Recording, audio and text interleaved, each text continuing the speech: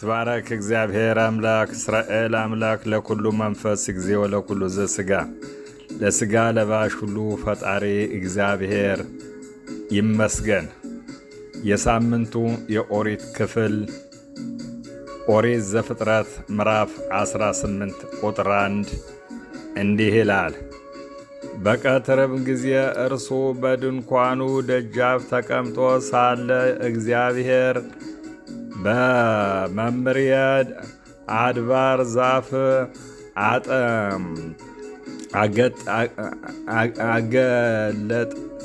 ተገለጠለተይ።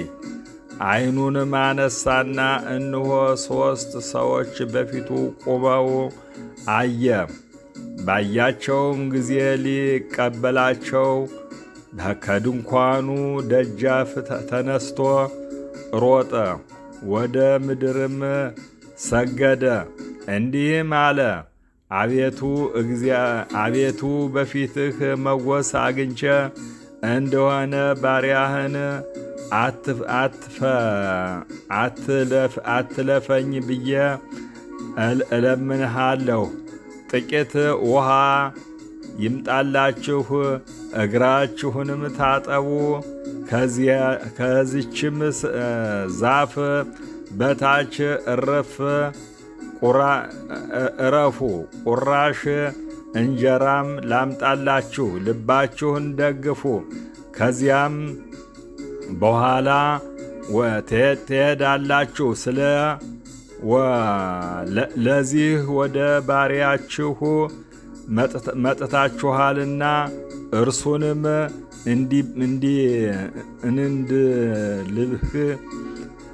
እንዳለህ አድርግ አሉተይ።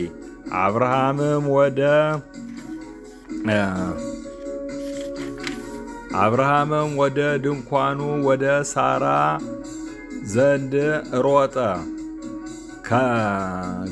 ገባና 3 መስፈሪያ የተሰለቀ ዱቄት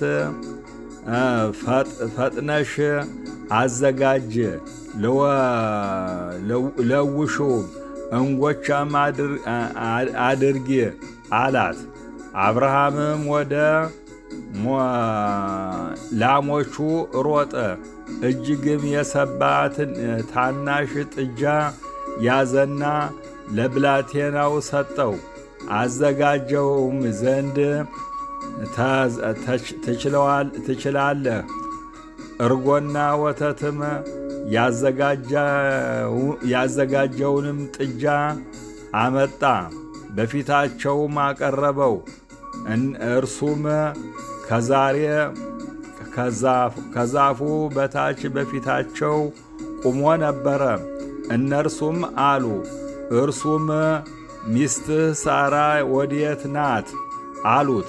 እርሱም በድንኳኑ ውስጥ ናተኝ አላቸው።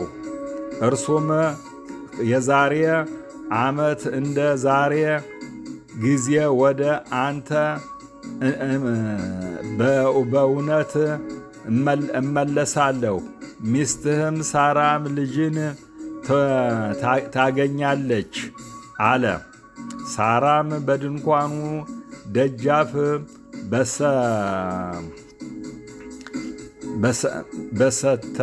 በስተኋላ ሳለች ይህንም ሰማች። አብርሃምና ሳራም ዕድሜያቸው ሸምግለው ፈጽመውም አርጅተው ነበረ። ሴቶች የሚሆነውንም ልማድ ከሳራ ተቋርጦ ነበረ። ሳራም በልቧ እንዲህ ስትል ሳቀች፣ ካረጀው በኋላ በውኑ ፍትሕ ይሆንልኛልን? ጌታዬም ፈጽሞ ሸምግሏል። እግዚአብሔርም አብርሃምን አለው፣ ካረጀህ በኋላ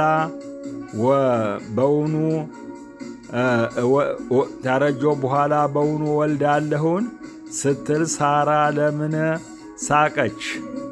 በውኑ ለእግዚአብሔር የሚሳነው ነገር አለን? የዛሬ ዓመት እንደ ዛሬው ጊዜ ወደ አንተ እመለሳለሁ። ሳራም ልጅ ትወልዳለች። ሳራም ስለ ፈራች አልሳቅኩም ስትል ካደች። እርሱም አይደለም ሳቅሽ እንጂ አላት። ሦስቱም ከዚያ ተነስተው ወደ ሰዶማ አቀኑ። አብርሃምም ሊሸኛቸው አብሯቸው ሄደ። እግዚአብሔርም አለ፣ እኔ የማደርገውን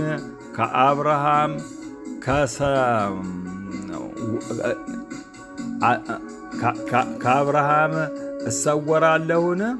አብርሃምም በእውነት ታላቅ ብርቱ ሕዝብ ይሆናል፣ የምድርም አሕዛብ ሁሉ በእርሱ ይባረካሉና።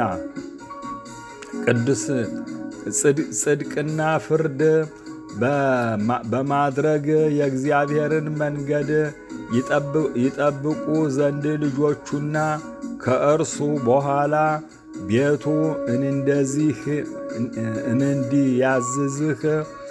እንዲያዝዝ አውቃለሁና። ይህም እግዚአብሔር በአብርሃም ላይ የተናገረው ነገር ሁሉ ያመጣ ዘንድ ነው። እግዚአብሔርም አለ፣ የሶዶምና የጎሞራ ጩኸት እጅግ በስቷልና ኃጢአታቸውንም እጅግ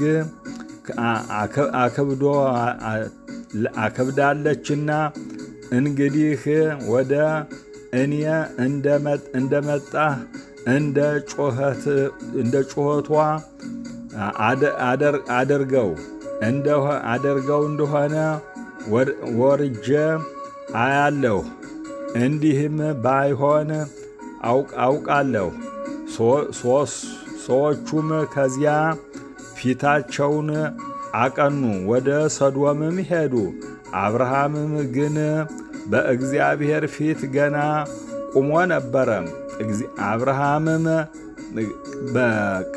ቀረበ አለም፣ በውኑ ጻድቁን ከኃጢአተኛ ጋር ታጠፋለህን? 50 ጻድቃን ቢኖር ከአምስቱ 3 ቢገኙ በውኑ 2 ታጠፋለህን?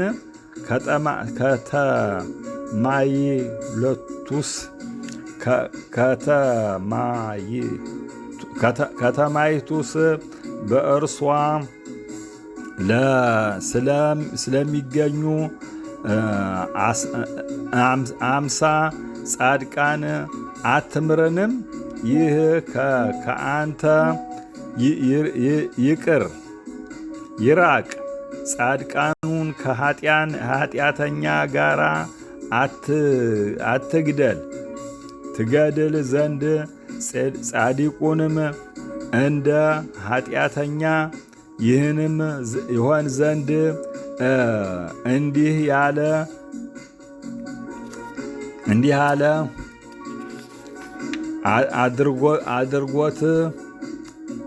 አድርጎት ከአንተ ይራቅ።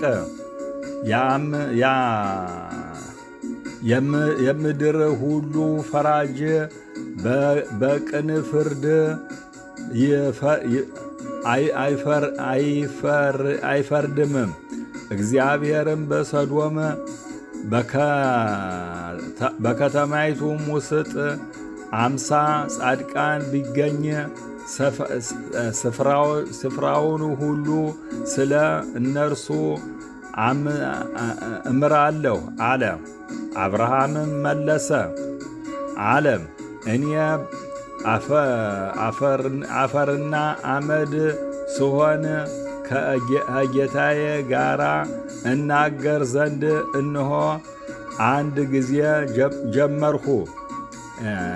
ከ50 ጻድቃን 5 ቢጎድል ከተማይቱንም ሁሉ በ5ቱ ምክንያት ታጠፋለህን?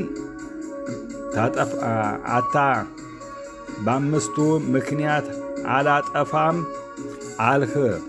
ደግሞም ተናገርሁ እንዲህም አለ፣ ምናልባት ከዚያ 40 ቢገኙሳ? እነርሱንም ለ40ው ስለ አላደርገውም አለ። እርሱም ጌታዬ አይቆጣ። እርሱም ከዚያ 30 ባገኝ አላጠፋም አለ። ደግሞም እነሆ ከጌታዬ ጋር እናገር ዘንድ አንድ ጊዜ ጀመርሁ። ምናልባት በዚያ 20 ቢገኙ አለ። እነርሱም ከዚያ 20 ቢገኙ ስለ 20ው አላደርገውም አለ። እርሱም እኔ ደግሞ አንድ ጊዜ ብቻ ብናገር ጌታዬ አይቆጣ። ምናልባት ከዚያ 10 ቢገኙስ አለ። እርሱም ስለ